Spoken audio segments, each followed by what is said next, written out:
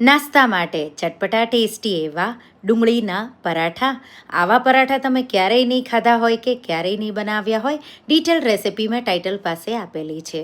તો ઘઉંના લોટમાં થોડું મીઠું ઉમેરી લોટ બાંધી લઈશું. ડુંગળીને ચોપ કરી લઈશું. એક બોલમાં ડુંગળીને આ રીતે છૂટી છૂટી કરી એમાં ધાણા જીરું, લાલ મરચું, સાથે કસૂરી મેથી, મીઠું, થોડો અજમો, ચાટ મસાલો અને પછી આ રીતે લીલા ધાણા, લીલા મરચાં, થોડો ચણાનો લોટ, એક બટેટું બાફેલું ઉમેરી મિક્સ કરી દઈશું. હવે જે લોટ બાંધ્યો એ રેસ્ટ થાય એટલે આ રીતે રોટલી વણી સ્ટફિંગ આ રીતે કરી દઈશું અને પછી આ રીતે આપણે એને ફોલ્ડ કરીશું. બે સાઈડ તલ અને ક્લોંજી લીલા ધાણા લગાવી લઈશું. હળવા હાથે પરાઠાને આ રીતે વણી લઈશું તો પડવાળા પરાઠા તમારા બનશે. તો 4 લેયરવાળા બહુ પરફેક્ટ એવા પરાઠા તમારા બનશે. તો આ રીતે તમે જોઈ શકો છો ક્રિસ્પી એવું થઈ જાય એટલે શેકી લેવાનું અને ગરમા ગરમ પરાઠાને બુંદીના રાયતા સાથે સર્વ કરો. તો આ રીતે ડુંગળીના પરાઠા જો એકવાર ટ્રાય કરશો તો વારંવાર બનાવશો.